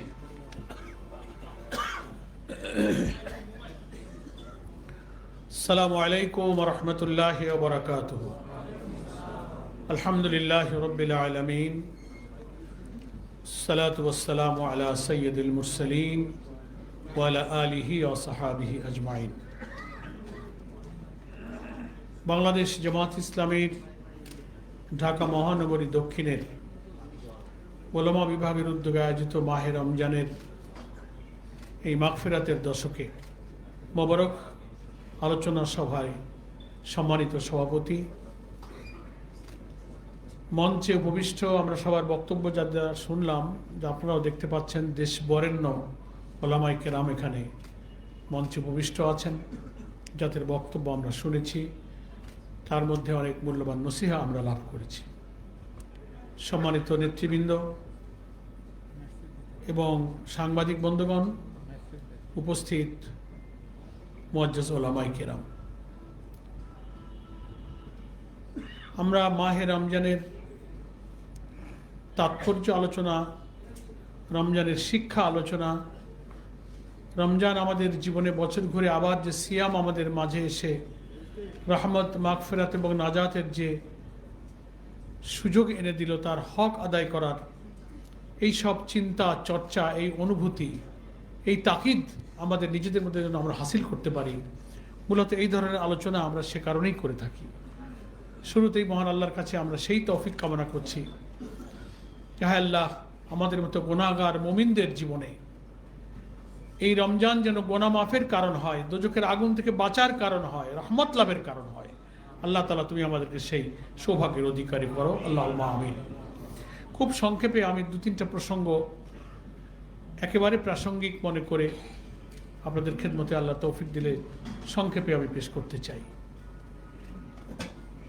প্রথমটা হচ্ছে যে দেশের একেবারে সদ্য সমাপ্ত নির্বাচনোত্তর রাজনৈতিক পরিস্থিতি সবাই আপনারা জানেন, বোঝেন এবং সচেতন। জুলাই অভ্যুত্থানের মধ্য দিয়ে যে নতুন একটা বাংলাদেশ গঠনের গণ আকাঙ্ক্ষা নিয়ে আমরা যে লম্বা সময় আমরা আন্দোলন করলাম, প্রচেষ্টা চালালাম, জনগণের অভিপ্রায় অনুযায়ী একটা সুন্দর সুষ্ঠু নিরপেক্ষ নির্বাচনের মধ্য দিয়ে নির্বাচিত জনপ্রতিনিধিদের কাছে ক্ষমতা হস্তান্তর হবে এবং তারা আমাদের গণ আকাঙ্ক্ষা পূর্ণ করবেন, এটা আমাদের লক্ষ্য ছিল। কিন্তু আমরা খুব দুঃখের সাথে লক্ষ্য করলাম যে নির্বাচনোত্তর যেসব তথ্য বেরিয়ে আসছে এবং নির্বাচনের দিনে ফলাফল সন্ধ্যা থেকে যখন ইলেকশন কমিশনের রিটার্নিং অফিসারের অফিসগুলোতে আসতে শুরু করলো, জাতীয় সম্প্রচার মাধ্যম, টেলিভিশন, রেডিও, নানান মিডিয়াতে যেগুলো প্রচার শুরু হলো, সব জায়গা থেকে খবর আসছিল জামাত ইসলামী সহ 11 দলীয় নির্বাচনী ঐক্যের সাথে যারা যুক্ত ছিলেন, একের পর এক সব আসনের নির্বাচনী ফলাফল জোয়ারের মতো আসছিল। মনে হচ্ছিল জনগণের আকাঙ্ক্ষা অনুযায়ী তারাই যেন আগামী দিনে সরকার গঠন করতে যাবে। একের পর এক আসন সংখ্যা বাড়ছিল। হঠাৎ করে রাত 9:30, 10টার দিকে সম্প্রচার বন্ধ হয়ে গেল। লক্ষ্য করেছেন আপনারা? বন্ধ হয়ে গেল। আমরা সবাই বিস্মিত হলাম। এখন ধীরে ধীরে সেই রহস্য জাতির সামনে উন্মোচিত হচ্ছে। উচ্চ পর্যায়ের দেশি বিদেশি চক্রান্ত এবং সিদ্ধান্তের ভিত্তিতে নির্দিষ্ট আসনগুলোতে নির্দিষ্ট প্রার্থীদেরকে পরাজিত করার সূক্ষ্ম ইঞ্জিনিয়ারিং করা হলো, যে কারণে আমরা দেখতে পাচ্ছি আজকে সোশ্যাল মিডিয়াতে ভাইরাল আমরাও জামাত ইসলামীর পক্ষ থেকে প্রেস কনফারেন্স করে এটা তীব্র প্রতিবাদ করেছি। সরকারের একজন সাবেক উপদেষ্টা, অন্তর্বর্তীকালীন সরকারের যিনি উপদেষ্টা ছিলেন সৈয়দ রিজওয়ানা হাসান, আমরা বলেছি, আমাদের নেতা বিরোধী দলীয় উপনেতা ডক্টর তাহের ভাই সংবাদ সম্মেলনে বক্তব্য রেখেছেন, আমরা ওখানে উপস্থিত ছিলাম, যে তিনি ইলেকশন ইঞ্জিনিয়ারিং এর অপরাধে যে অপরাধী তার একজন রাজ সাক্ষী হিসেবে নিজেকে জাতির সামনে তুলে ধরেছেন। তিনি বলেছেন সাংবাদিকের প্রশ্নের উত্তরে, নারীর অধিকার, নারীর মর্যাদা যারা দিতে চায় না ওনারা ইসলামপন্থীদেরকে মিন করেছেন। সাংবাদিকরা বলছেন যে তারা তো এখন বিরোধী দলে এসে গেছে, ইসলামী শক্তিকে বুঝিয়েছেন। আবার তাকে জবাব দিয়েছে যে অন্তর্বর্তীকালীন সরকার যখন আমরা ছিলাম তখন কি ইনারা আমাদের নারী নীতিকে পরিবর্তন করতে সক্ষম হয়েছে? তারা বলছে যে তাদের একটি অংশ তো এখন বিরোধী দলে এখন বড় শক্তি নিয়ে আসছে, বলে তা শক্তি নিয়ে আসলেও তারা প্রধান শক্তি বা মেইন স্ট্রিম পলিটিক্সে যাতে আসতে না পারে আমরা সেই ব্যবস্থা করেছি। শুনেছেন আপনারা? মূল ধারার অর্থাৎ সরকার গঠনের মেজরিটি আমরা আসন অর্জন করতে না পারি, তার জন্য তার বক্তব্যই সাক্ষ্য দিচ্ছে। তিনি বলছেন যে আমরা সেটা দেইনি, আমরা তাদেরকে থামিয়ে দিয়েছি। তাহলে একথা মিন করে যে তিনি এই ইলেকশন ইঞ্জিনিয়ারিং এর সাথে যুক্ত ছিলেন। তাই আমরা বলেছি যে আপনার সঙ্গে আর কারা কারা ছিল তাদের নাম জাতির সামনে আপনাকে প্রকাশ করতে হবে। এবং সরকারের বর্তমান যারা দায়িত্বে আছেন, অন্তর্বর্তীকালীন সরকার তো এখন দায়িত্বে নাই, এটা সরকার এখন কি করবেন? আমরা যে ইলেকশন ইঞ্জিনিয়ারের কথা বলে আসছিলাম, আপনারাই হয় তদন্তে তাদেরকে বিচারের আওতায়, তদন্তের আওতায়, জিজ্ঞাসাবাদের আওতায় নিয়ে আসেন, না হলে একটা জুডিশিয়াল ইনকোয়ারি হোক যে এত বড় মানুষের গণ আকাঙ্ক্ষার নির্বাচন, পানির স্রোতের মতো, জোয়ারের মতো মানুষ ভোটাররা ভোট কেন্দ্রে গিয়েছে, নিরিবিলি নিরাপদে উৎসবমুখর ভোট দিয়েছে। সেই ভোট পড়ার পর ভোট গণনা, ফলাফল শীট তৈরি করা এবং ঘোষণার সময় কিন্তু ইঞ্জিনিয়ারিংটা করা হয়েছে। রিজওয়ানা হাসানের আত্মস্বীকৃত এই অপরাধের জন্য তাকে জিজ্ঞাসাবাদের মুখোমুখি করা হোক, তার সঙ্গে আর কারা ছিলেন সেই তথ্য বের করা হোক। এটা আজকে একেবারেই অতি প্রাসঙ্গিক বিষয় হওয়ার কারণে ইফতার মাহফিলে আমরা এটা আমাদের ইমানেরই দাবি, বিবেকের দাবি, গণ আকাঙ্ক্ষার দাবি, এটা আমরা তা না করে পারছি না। এবং প্রচুর আসনে অল্প অল্প ভোটের ব্যবধানে আমাদেরকে হারিয়ে দেওয়া হয়েছে। সম্মানিত রোজাদার বৃন্দ, মুআজ্জাজ উলামায়ে কেরাম,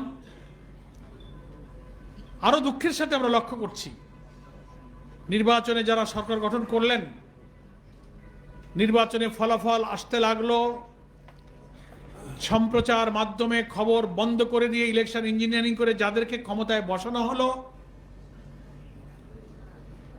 নির্বাচন উত্তর সহিংসতা, হামলা, মামলা, বাড়িতে আগুন দেওয়া, হত্যাকাণ্ড, ধর্ষণ, অনেক অপ্রীতিকর বেদনাদায়ক ঘটনার সত্ত্বেও আমরা নতুন কোন সহিংসতা, অরাজকতা, ভায়োলেন্স, দেশ অস্থিতিশীল হোক, দেশ ও জাতি ইসলামের শত্রুরা নতুন কোনো সুযোগ পাক, সেটা আমরা চাইনি বলে দুঃখের সাথে আমরা সেই ফলাফল মেনে নিয়েছি। এবং প্রধান বিরোধী দল হিসেবে জামাত ইসলামী বলেছে, আমাদের বিরোধী দলের নেতা সম্মানিত আমির জামাত, যে আমাদের প্রতিশ্রুতি অনুযায়ী আমরা জাতীয় সংসদে একটি গঠনমূলক বিরোধী দলের ভূমিকা পালন করব, দায়িত্বশীল বিরোধী দলের ভূমিকা আমরা পালন করব বলে আমরা কিন্তু কোনো হটকারিতা, সহিংসতা এবং রাজপথ গরম করে দেশকে অস্থিতিশীল করতে চাইনি। ফলে আমাদের এই সরলতা, সততা, আইনের প্রতি শ্রদ্ধাশীল, দেশকে স্থিতিশীল রাখার স্বার্থে আমাদের পরমত সহিষ্ণুতার এই নিয়মতান্ত্রিক ভূমিকাকে যদি আপনারা দুর্বলতা মনে করেন, তাহলে আমাদের অতীত থেকে কিন্তু শিক্ষা গ্রহণ করতে হবে। এ ব্যাপারে আমরা সরকারকে দেখতে পাচ্ছি, ক্ষমতায় গিয়েই তিনি জুলাই চার্টার, জুলাই সনদকে ভুলে গেলেন, দেখছেন না? অথচ বিএনপি কিন্তু জুলাই সনদে স্বাক্ষরকারী একটি রাজনৈতিক দল, যারা আমরা ফ্যাসিবাদ বিরোধী আন্দোলনে একসাথে রাজপথে আন্দোলন করেছি। আমরা সবাই আইন প্রশাসন, জুডিশিয়ারি, জনপ্রশাসন, পুলিশ অ্যাডমিনিস্ট্রেশন, কনস্টিটিউশন, সংবিধানের এবং দেশের গুরুত্বপূর্ণ 6টি রিফর্ম কমিশনের 84টি বিষয়ে আমরা সংস্কারে ঐক্যমত হয়ে আমরা সকল রাজনৈতিক দল সেখানে স্বাক্ষর করেছি। সেখানে পরিষ্কার উল্লেখ আছে যে জুলাই সনদের গৃহীত ঐক্যমতের প্রত্যেকটি বিষয়ে গণভোটে যাবে। গণভোটে হা জয়যুক্ত হলে সেটা পার্লামেন্টে যাবে। সংবিধান সংস্কার আদেশ এসেছে, তার ভিত্তিতে সংবিধান সংস্কার পরিষদ নামে একটি পরিষদ প্রথম শপথ গ্রহণ করবে। তারপর জেনারেল অ্যাসেম্বলিতে মেম্বার অফ পার্লামেন্ট হিসেবে আরেকটা শপথ হবে। 2টা শপথ করে প্রথম সংবিধান সংস্কার পরিষদের দায়িত্ব পালন করে এমপিরা তাদের দায়িত্ব শেষ করবেন। জুলাই সনদের আইনি ভিত্তি হবে এবং সংবিধানের তফসিলে সংবিধানের অংশ হিসেবে সেটা অনুমোদিত হবে। তার ভিত্তিতে ঐক্যমত হওয়া সংস্কারের বিষয়গুলো গৃহীত হলে সেখানে যে সমস্ত সংস্কার প্রস্তাব আছে, কর্তৃত্ববাদী শাসন থেকে দেশকে বাঁচানোর জন্য প্রধানমন্ত্রী পরপর 2বারের বেশি ক্ষমতায় থাকবে না, দুর্নীতি দূর করার জন্য রাষ্ট্রপতি প্রাইম মিনিস্টারের ক্ষমতার ভারসাম্য আনার জন্য দ্বিকক্ষ বিশিষ্ট পার্লামেন্ট, বিরোধী দলের ডেপুটি স্পিকার, পার্লামেন্টারি স্ট্যান্ডিং কমিটিতে বিরোধী দলের সদস্য, সাংবিধানিক পদগুলোতে নিয়োগের জন্য প্রধানমন্ত্রীর মতামত এবং রাষ্ট্রপতির মতামত থেকে গুরুত্বপূর্ণ মনে না করে সেখানে সরকারি দল, বিরোধী দল এবং বিভিন্ন জুডিশিয়ারি নানান জায়গা থেকে নিয়ে একটা সেপারেট অ্যাপয়েন্টিং অথরিটি হবে। এই সব সংস্কারের কার্যক্রম এই জুলাই সনদ অনুমোদিত হওয়ার সাথেই বাস্তবায়ন করতে হবে। অথচ দুঃখের সাথে দেখা যাচ্ছে বিএনপি এবং অনেক নেতা মন্ত্রীরা বলা শুরু করেছেন যে জুলাই সনদ মানতে আমরা এখন আর বাধ্য নই। তার অর্থ হচ্ছে সংখ্যাগরিষ্ঠতার জোরে বিপুল ভোটে যে হায় জয়যুক্ত হলো গণভোটে, জনগণের এই রায়কে তারা অস্বীকার করতে চান। অথচ জুলাই চার্টারে যেসব অঙ্গীকার নামে আমরা সই করেছি সেখানে পরিষ্কার বলা আছে যে স্বাক্ষরকারী দলগুলো জুলাই সনদে গৃহীত ঐক্যমতের বিষয়গুলো সম্পূর্ণরূপে তারা বাস্তবায়ন করবেন এবং এইটার ব্যাপারে আদালতের শরণাপন্ন হয়ে এখানে বাধাগ্রস্ত করার কোনো প্রচেষ্টা তারা চালাবেন না। সেটাও লক্ষ্য করছি সরকারি দলের ইঙ্গিতে বিভিন্ন ব্যক্তিকে দিয়ে হাইকোর্টে রিট করানো হয়েছে। জুলাই সনদের বৈধতা, সংবিধান সংস্কার পরিষদের বৈধতা, শপথ গ্রহণের বৈধতা, নানান কথা বলা হয়েছে। বলে সংবিধান সংস্কার পরিষদের শপথের বিধান তো সংবিধানে নাই। আরে বাবা, আপনি এখন আবার সেই সংবিধানের অজুহাত তুললেন। তো সংবিধানই যদি আপনি ওইটা মানেন তাহলে তো এখন প্রধানমন্ত্রী শেখ হাসিনারই মানতে হয়। এই ইলেকশনও তো সংবিধানে ছিল না, ইন্টারিম গভর্নমেন্টও সংবিধানে ছিল না। নিজের জন্য যতটুকু দরকার সেখানেই আপনি সংবিধানের কথা বলেন, অথচ আপনি তো কমিটেড টু দ্য পিপুল, জনগণকে আপনি প্রতিশ্রুতি দিয়েছেন যে আপনি জুলাই চার্টার বাস্তবায়ন করবেন। ফলে ওনাদের স্বার্থে যা যা দলীয় কর্তৃত্ব করতে অসুবিধা বোধ করবেন সেগুলোকে সরাবার জন্য জনগণের দৃষ্টি ভিন্ন দিকে নিতে ওনারা এখন আদালতের ঘাড়ে বন্দুক রেখে জনগণের রায়কে হত্যা করতে চেষ্টা করছে। আমরা মনে করি 12 তারিখে পার্লামেন্টের সেশন শুরু হবে। তার আগে জনগণের আশা আকাঙ্ক্ষা বিরোধী এই অপরিণামদর্শী রাস্তা থেকে আপনি ফিরে আসুন। আপনারা কিন্তু গণতন্ত্র এবং জুলাইয়ের চেতনাকে ভঙ্গ করে অতীতের কর্তৃত্ববাদী সরকারের মতো ভিন্ন পথে হাঁটতে শুরু করেছেন। এই ভিন্ন পথ থেকে ফিরে আসুন। সেশন শুরু হবে, পার্লামেন্ট হবে রাজনীতির সব বিতর্কের জায়গা। জুলাই সনদ যা আমরা একমত হয়েছি সেটা সেখানে পুরোপুরি বাস্তবায়ন করে তার ভিত্তিতে সংসদ পরিচালনা এবং রাষ্ট্র গঠনে আপনাকে এগিয়ে আসতে হবে। তা না হলে বাংলাদেশে যদি নতুন কোনো রাজনৈতিক সংকট তৈরি হয় তাহলে আমরা আর কতবার রক্ত দেব? সহস্র মানুষের জীবনের বিনিময়ে আমরা জুলাইয়ের মধ্য দিয়ে আমরা এই রাজনৈতিক পরিবর্তন পেয়েছি। হ্যাঁ, তবে যদি আপনি এদেশের এই বিপ্লবী তরুণ সমাজকে সেই দিকে ঠেলে দেন, প্রয়োজন হলে তরুণ সমাজ সেদিকে যেতে বাধ্য হবে। এটা আপনাকে মনে রাখতে হবে। ক্ষমতা আসলেই অতীত থেকে শিক্ষা নিতে হয়। দাম্ভিকতা, আত্মহমিকা, কেউ আমাকে নামাতে পারবে না, আমি যা বলবো তাই শুনতে হবে, এই কথার কি পরিণতি আপনারা 5ই আগস্টের দিকে তাকিয়ে তার থেকে শিক্ষা গ্রহণ করবেন। জনগণের ইচ্ছার বিরুদ্ধে গেলে সময় লাগবে, অনেক রক্তক্ষয় হবে, কিন্তু কেউ টিকে থাকতে পারবে না। তাই আমি আজকের এই ওলামা মাশায়েখদের ইফতার মাহফিল উপলক্ষে দেশের বিদ্যমান পরিস্থিতি সম্পর্কে প্রসঙ্গটুকু শেষ করে দেশের সম্মানিত বরেণ্য ওলামায়ে কেরাম, ইমাম, খতিব, ওয়ায়েজ হিসেবে যারা আজকের এই মাহফিলে উপস্থিত আছেন, তাদের জন্য একটা দুইটা কথা 2-1 মিনিটে একটু বলতে চাই। আমি প্রায় যখন আপনাদের মতো নেক মানুষের সহবত পাওয়ার সুযোগ আমি লাভ করি, এই 2-1টা কথা আমি প্রায় বলার চেষ্টা করি। সেটা হচ্ছে যে ইমাম, খতিব, ইসলামিক স্কলার, ওয়ায়েজ হিসেবে ছাড়া যারা দেশ বরেণ্য আছেন, মসজিদের মেম্বার, রাসূল সাল্লাল্লাহু আলাইহি ওয়াসাল্লামের তরফ থেকে এই ইজ্জত, এই আমানত যারা আপনারা লাভ করেছেন, আমি মনে করি বাংলাদেশের যত শ্রেণী পেশা, শিক্ষক বলেন, বুদ্ধিজীবী বলেন, কলামিস্ট বলেন, মিডিয়ার লোকেরা বলেন, জুডিশিয়ারি বলেন, পুলিশ মিলিটারি বলেন, সরকার বলেন, প্রেসিডেন্ট প্রধানমন্ত্রী বলেন, এমপি বলেন, রাজনৈতিক নেতৃবৃন্দ বলেন, আপনি পলিটিক্যাল লিডার বলেন, যত ক্লাস অফ পিপুল আছে, সবার চেয়ে আপনারা যারা আমার সামনে বসে আছেন, এই ইমাম, খতিব, ওয়ায়েজ, ইসলামিক স্কলাররা এমন একটা শ্রেণী, এমন একটা জায়গায় আপনারা আছেন, তাদের সব শ্রেণী পেশার চেয়ে প্রতিদিন কোটি কোটি মানুষের সাথে আপনাদের একটা বিরাট কানেক্টিভিটি আছে, একটা সংযোগ আছে, যা এদেশের যত বড় নেতা পদ পদবীধারী হোক না কেন, জনগণের সাথে তাদের সেই সম্পর্ক সংযোগের কোনো সুযোগ নেই। এই যে আমার আগে হেফাজত ইসলামের নায়েবে আমির সাহেব তার বক্তব্যে কথা বলছিলেন যে লক্ষ লক্ষ মসজিদের মেম্বারে প্রতিদিন যারা ইমামতি করেন, ঈদের নামাজে যারা ঈদের খুতবা দেন, জানাজায় যারা ইমামতি করেন, জুমায় যারা খুতবা দেন, প্রতিদিনে কত কোটি মানুষের সাথে তার সংযোগ স্থাপিত হয়। ফলে আপনারাই হচ্ছেন কিন্তু মানুষের সাথে সবচেয়ে বেশি কানেকশন, বেশি সংযোগ, বেশি সম্পর্ক। কোনো বার্তা, কোনো মেসেজ, কোনো নসিহা জাতির কাছে পৌঁছে দেওয়ার জন্য আপনাদের চেয়ে এত ইফেক্টিভ কোনো মিডিয়া, কোনো সোর্স কিন্তু আর নাই। সেই দৃষ্টিতে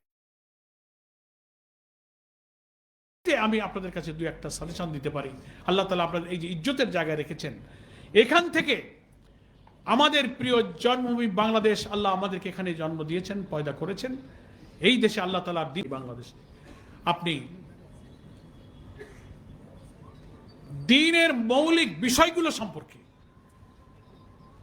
উম্মার মধ্যে যে এখনো বিভ্রান্তি বিরাজ করছে, মানুষ যে ইসলামের বেসিক আইডিয়াগুলো সম্পর্কে কনসেপশন, ধারণা রাখতে পারে না পরিষ্কার, সেই জায়গাটা পরিষ্কার করার ব্যাপারে আপনারা যদি সময় উপযোগী এই সমস্ত জায়গা থেকে, মেম্বার থেকে, জানাজা, ঈদ, খুতবা, নানান সময় ভূমিকা রাখেন, তো আপনারা জাতির জন্য যে বিরাট উপকার অবদান রাখতে পারবেন, এটা আমাদের দ্বারা রাজনীতির মঞ্চ থেকে, জনসভা থেকে আমাদের বক্তব্য আর জুমার দিনের মেম্বার থেকে আপনার বক্তব্যের মধ্যে আকাশ পাতাল পার্থক্য আছে। সেই মুসল্লিদের উপরে, মুমিনদের উপরে, তার দিলের উপরে আপনার কথার যে আসর পয়দা হবে, রাজনৈতিক মঞ্চ থেকে একজন রাজনীতির বক্তব্য সেই আসর কিন্তু তৈরি করতে পারে না। সেই মৌলিক বিষয়গুলো কি? মানুষের একটা অংশ এখনো মুসলিম নামধারী এই দেশের জনপদের কথাই বলি, যেহেতু এখানেই আমাদের বাংলাদেশ, এখানেই আমরা জন্মেছি, এখনো মুসলমানদের একটা অংশ আল্লাহ তাআলার দ্বীনকে বিজয়ী করা যে ফরজ, আনা আকিমুদ্দিন ওয়ালা তাতাফাররাকু ফি, এই কথা এখনো মুসলিম জনগোষ্ঠীর একটা অংশ এখনো বিশ্বাস করে না। রাজনীতি আর ইসলামকে তারা আলাদা করতে চায়। দ্বীন কথাটার অর্থ কি, এটার মধ্যে এখন অনেক ভুল ব্যাখ্যা দেয়। দ্বীন বলতে শুধু ধর্ম, একটা শব্দের মধ্যে কনফাইন করে দ্বীনের আইডিয়াটা রাখা হয়েছে। ইবাদত কথাটার অর্থ কি, জিহাদের অর্থ কি, সালাতের কি তাৎপর্য, সিয়ামের কি তাৎপর্য, এই কথার প্রকৃত ব্যাখ্যাটা আপনারা যতটা পরিষ্কার করতে পারেন, অন্যরা কিন্তু তা পারে না। একজন ইমানদার যদি জিহাদের প্রকৃত তাৎপর্য বুঝতে পারে, দ্বীনের অর্থ বুঝতে পারে, ইবাদত বলতে নামাজ, রোজা, হজ, যাকাত, কয়েকটা আনুষ্ঠানিক কাজকে অনেকে ইবাদত বলে মনে করে, কিন্তু হালাল উপায়ে ব্যবসা করা, হালাল উপায়ে জীবিকা উপার্জন করা, সমস্ত কাজ আল্লাহর বিধান এবং আল্লাহর দ্বীন অনুযায়ী করাটাই যে ইবাদত, এই বুঝ কিন্তু মানুষের মধ্যে এখনো আমরা তুলে দিতে পারিনি। সেজন্য আমি সময় কম, ইসলামের অনেক মৌলিক পরিভাষা, ইলাহ, রব, দ্বীন, ইবাদত, এর প্রকৃত তাৎপর্য আপনারা যদি আপনাদের জায়গা থেকে এই উম্মার সামনে পরিষ্কার করেন, তো জীবনের চূড়ান্ত লক্ষ্য আল্লাহর দ্বীনকে নিজের জীবনে, সমাজে, রাষ্ট্রে কায়েম করার মধ্য দিয়েই যে আল্লাহকে খুশি করতে হয়, এই মহা সত্যটা আপনাদের বক্তব্যের মধ্য দিয়ে জাতির কাছে পরিষ্কার হতে পারে। তা না হলে এই শব্দ, মৌলিক বিষয়ের এখনো অপব্যাখ্যা, এখনো বিভ্রান্তি কিন্তু বিরাজ করছে। আমি আপনাদের কাছে এই আবেদনটা আমি জানাই যে ইসলামের মৌলিক বিধিবিধান এবং কিছু মৌলিক পরিবেশের সম্পর্কে জাতির সামনে আপনারা পরিষ্কার স্বচ্ছ ধারণাটা আশা করি যার যার জায়গা থেকে আপনারা পরিষ্কার করতে পারেন। শেষ কথা হচ্ছে আপনাদের কাছে আমার মাহে রমজান, এটা একটা বিরাট মিস আন্ডারস্ট্যান্ডিং আমাদের সামনে। সিম্পল একটা ইবাদত আমরা মনে করি, এবং এখানে কিছু ফজিলতের বয়ান আল্লাহ রাসূল সাল্লাল্লাহু আলাইহি ওয়াসাল্লাম হাদিসের মধ্যে কিতাবুস সাওমে যেভাবে দিয়েছেন, আমরা পড়ি, বলি, শুনি, আমরা আত্মতৃপ্তি বোধ করি, এখানেই শেষ হয়ে যায়। কিন্তু রোজা যে আল্লাহ কি জন্য ফরজ করেছিলেন, রাসূল সাল্লাল্লাহু আলাইহি ওয়াসাল্লামের যুগে কোন প্রেক্ষাপটে সিয়াম ফরজ হয়েছিল, এগুলো সব অন্তর্নিহিত তাৎপর্যটা পরিষ্কার করে রোজাদারের সামনে আলোচনা করাটাও কিন্তু ওলামা মাশায়েখদের কাজ।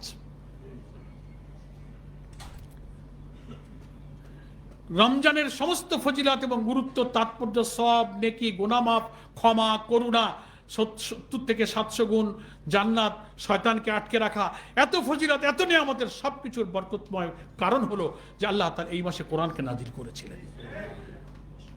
আর সেই কোরআনের পরিচয়টাও এখন আমাদের মাঝে কনফিউজ, অথচ আল্লাহ তাআলা কোরআনেই নিজেই পরিচয় দিয়ে বলছেন শাহরু রমাদান আল্লাযী উনজিলা ফীহিল কুরআন, রমজান মাস, এই মাসে আমি কোরআন নাজিল করেছি। পরিচয় কি?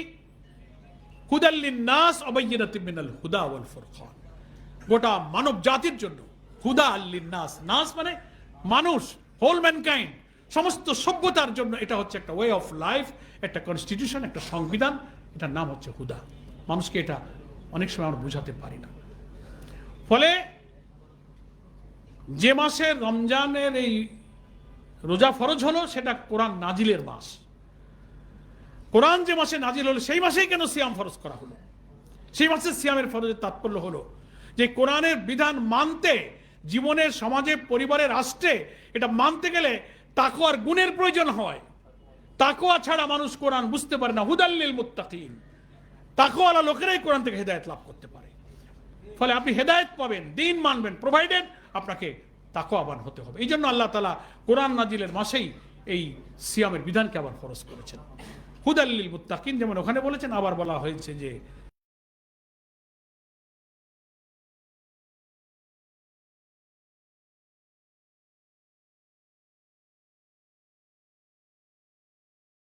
কুতিবা আলাইকুমুস সিয়াম কামা কুতিবা আলাল লাযিনা মিন ক্বাবলিকুম লাআল্লাকুম তাত্তাকুন।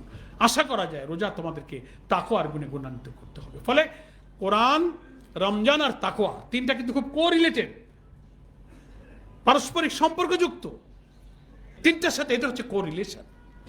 এটা আল্লাহর যত ইবাদত, নামাজ বলেন, রোজা বলেন, ইবাদত বলেন, যা কিছু ফরজ হয়েছে, রোজার জন্যই রোজা ফরজ নয়, নামাজের জন্য নামাজ ফরজ নয়, সব ইবাদত ফরজের একটা আলটিমেট টার্গেট হচ্ছে আল্লাহ তাআলার দ্বীন মানার জন্য আল্লাহর গোলামদের মধ্যে যে গুণাবলী প্রয়োজন হয়, নামাজ মানুষ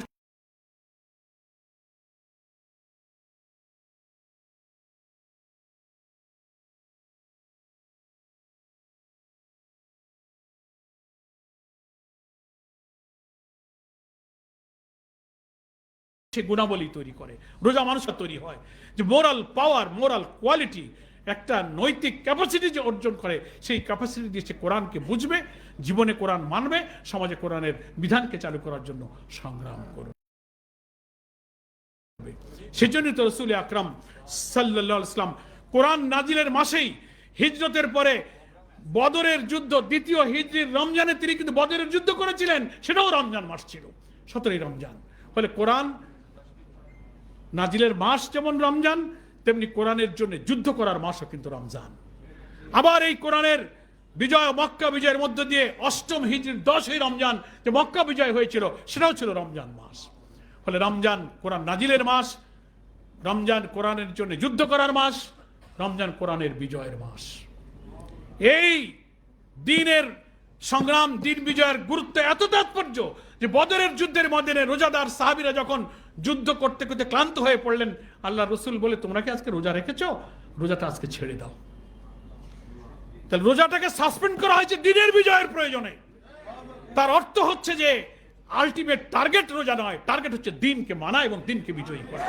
দিনের প্রয়োজনে কোথায় কোথায় সাসপেন্ড করতে হবে, রুখসত দিতে হবে, এটা দিয়ে আল্লাহ এটাই প্রমাণ করেছেন, তোমাদের এই রোজার জন্য আমি পাঠাই নাই, নামাজের জন্য পাঠায় নাই, পাঠিয়েছি দিনের জন্য, যা আল্লাহ রসুলকে দিয়ে আদেশ করে আল্লাহ বলছেন হুয়াল্লাযী আরসালা রাসূলাহু বিল হুদা ওয়া দীনিল হক লিইয়ুযহিরাহু আলা দ্বীনি কুল্লি।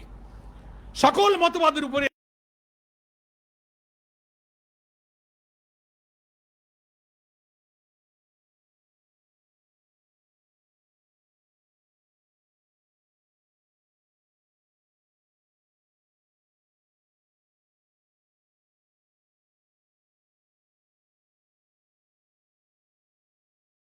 এই দিনকে বিজয়ী করার জন্যই আমি আমার মহান রসুলকে পয়দা হয় নাই। ফলে মানুষ সৃষ্টির উদ্দেশ্য, রসুল পাঠানোর উদ্দেশ্যকে যদি আপনি অ্যানালাইসিস করেন, দেখবেন দিনই হচ্ছে আমাদের সবার এক উদ্দেশ্য। আর এই উদ্দেশ্যের জন্য নামাজ রোজা সব আমাদেরকে তৈরি করে। আসুন মুআজ্জাজ উলামায়ে কেরাম, আমরা রোজাকে এভাবেই জাতির সামনে উপস্থাপন করি। রোজা থেকে তাকওয়ার এই শানিত নৈতিক শক্তি, আত্মিক শক্তি, মানুষকে সমস্ত পাপ থেকে রক্ষা করে নৈতিক শক্তিতে বলিয়ান করার যে শক্তির মোরাল পাওয়ারটাই হচ্ছে তাকওয়া। এই তাকওয়া একটা অ্যাবস্ট্রাক্ট জিনিস, এটা বাইরে থেকে ধরা ছোঁয়া যায় না, এটা অনুভব করা যায়। পাপ থেকে বাঁচানোর এই নৈতিক শক্তি এই তাকওয়ার মধ্যে আছে। স্কলাররা তো বলেন, আর রোজা রাখলে এটা বোঝা যায় যে মানুষের সমস্ত অন্যায়, পাপাচার, নফসানিয়াত, উস্কানি দিয়ে যত পাপে আমাদেরকে শয়তান লিপ্ত করে, তার প্রধান 3টা রুট আছে। একটা হলো ক্ষুণ্ণবৃত্তির চাহিদা। ক্ষুণ্ণবৃত্তির চাহিদা পূরণ করতে মানুষ যখন আল্লাহর সীমাকে লঙ্ঘন করে, তখন পাপের রাস্তা খুলে যায়। আর আরেকটা হচ্ছে সেক্সুয়াল ডিমান্ড। মানুষের সেক্সুয়াল ডিমান্ড পূর্তি করতে গিয়ে সে যখন আল্লাহর হুকুম এবং বিধানকে ভুলে যায়, অনাচার, পাপাচার, ধর্ষণ, বেপর্দা, নাফরমানি তখন সমাজে শুরু করে। আরেকটা হচ্ছে বিত্ত, বৈভব, ধন সম্পদ, আরামপ্রিয়তা, ভোগ বিলাসের জীবন। এটা যখন মানুষ আল্লাহর সীমা ছাড়িয়ে যায়, তখন সমাজে কিন্তু অনাচার, পাপাচার শুরু হয়। সময় কম, ব্যাখ্যা দিতে পারছে না। এই 3টা পাপের রাস্তা আল্লাহ তাআলা সিয়াম সাধনা দিয়ে এই রাস্তাকে কন্ট্রোল করেছেন, রুটকে কন্ট্রোল করেছেন। আল্লাহর ভয় দিয়ে, খাউফে ইলাহির জজবা দিয়ে, হারাম থেকে, ক্ষুণ্ণবৃত্তির জন্য তুমি যেমন পিপাসার কষ্ট সহ্য করছো, দেহ দুর্বল হয়ে যাচ্ছে, তবু আল্লাহর বিধান লঙ্ঘন করে তুমি এটা পূর্ণ করছো না, তিনি বাকি 11 মাসেও তুমি আল্লাহ নাফরমানির মধ্য দিয়ে পেটের চাহিদা পূরণের জন্য নাফরমানির পথে তুমি যেও না। তোমার অর্থনৈতিক পারিবারিক জীবনকে স্বচ্ছ করো। তোমার সেক্সুয়াল ডিমান্ডের জন্য তুমি যেমন বৈধ স্ত্রী স্বামী থাকা সত্ত্বেও তুমি নফসকে দমন করতে শিখছো 1টা মাস, বাকি 11 মাসেও তুমি প্রবৃত্তির উপরে চাবুক চালিয়ে সমস্ত নফসানিয়াতকে দমন করতে শেখো। তারাবি বিরাম নাই, সেহেরি ঘুম ভালো নাই, তেলাওয়াত, সারাদিন আবার কর্মজীবন, এই যে কন্টিনিউয়াস একটা লেবরিয়াস, একটা পরিশ্রম প্রিয় জীবন, আরাম প্রিয়তা ত্যাগ করে আল্লাহর হুকুম মানার জন্য কষ্ট করতে হয়, এই ট্রেনিংটাও তুমি এখানে রমজান থেকে শিক্ষা গ্রহণ করো।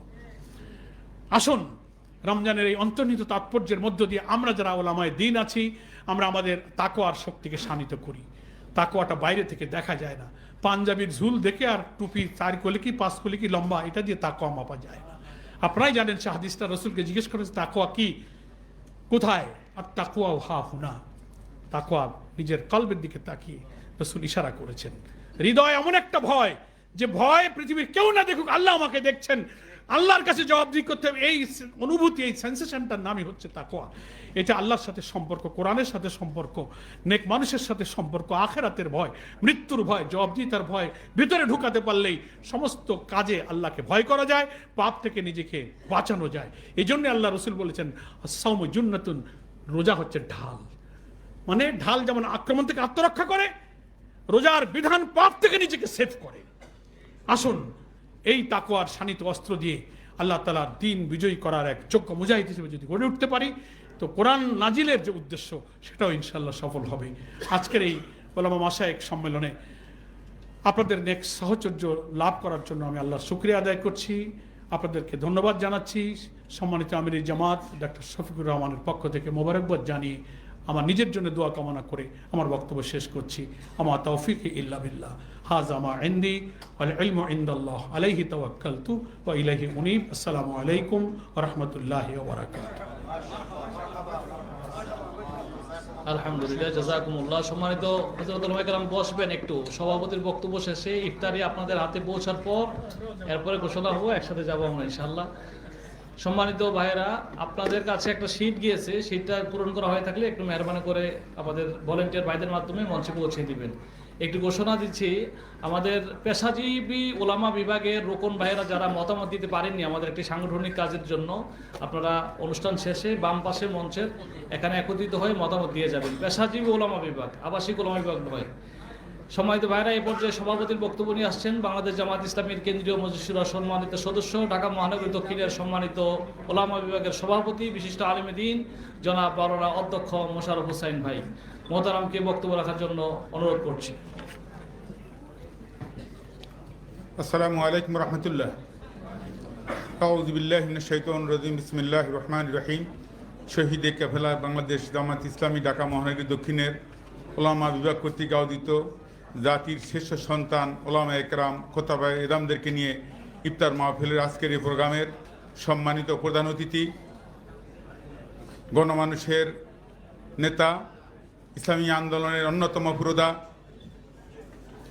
বাংলাদেশ জামাত ইসলামীর কেন্দ্রীয় সেক্রেটারি জেনারেল সাবেক সংসদ সদস্য অধ্যাপক মিয়া গোলাম পরোয়ার, মঞ্চে উপবিষ্ট জাতীয় নেতৃবৃন্দ এবং আমার সামনে উপবিষ্ট জাতির শ্রেষ্ঠ সন্তান ওলামা একরাম, আবারও সালাম দিছি, আসসালামু আলাইকুম রহমতুল্লাহি ওয়া বারাকাতুহু।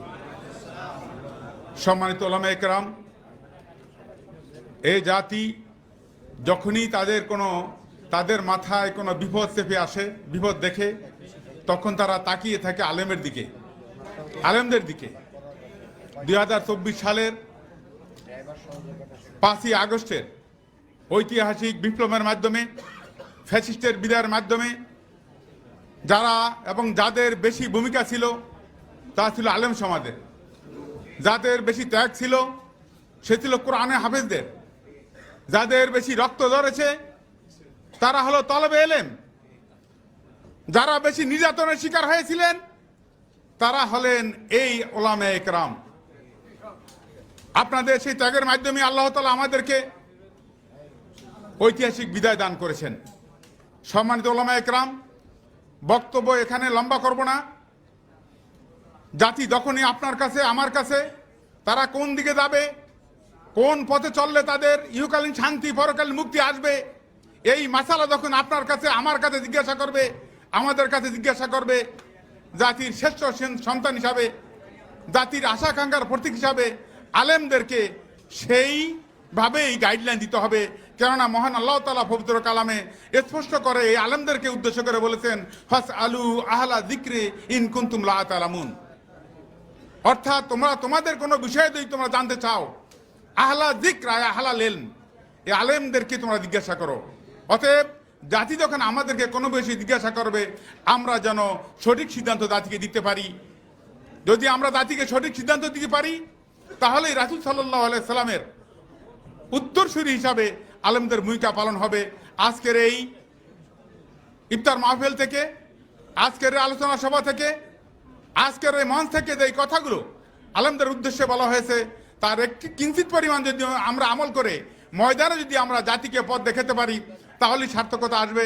আসুন আমরা আমাদের আলেম হিসাবে জাতি আমাদের কাছে চাওয়া পাওয়া আমাদের কাছে রয়েছে, তা আমরা যেন পুঙ্খানুপুঙ্খানু রূপে দিতে পারি, সেই আশাবাদ ব্যক্ত করেই আজকে দুপুর 2টা থেকে এই পর্যন্ত আপনারা যারা এখানে কষ্ট সহ্য করে ঢাকা মহানগরীর দক্ষিণের বিভিন্ন অঞ্চল থেকে, সেই চিটাগাং রোড থেকে আরম্ভ করে কামরাঙ্গী চর পর্যন্ত এলাকা থেকে অত্যন্ত কষ্ট করে আপনারা এখানে এসেছেন, মনোযোগ সহকারে শ্রবণ করেছেন। আমাদের এই অনুষ্ঠানকে আপনারা সফলভাবে বাস্তবায়ন করার জন্য যে কোশিশ করেছেন, আল্লাহ তাআলা আপনাদের এই চেষ্টাকে, এই কোশিশকে, এই আপনাদের এই ত্যাগকে কবুল করুন, এই আশাবাদ ব্যক্ত করেই আজকের ইফতার মাহফিল এবং আলোচনা সভা এখানে সমাপ্তি ঘোষণা করছি। আসসালামু আলাইকুম ওয়া রাহমাতুল্লাহি ওয়া বারাকাতুহু।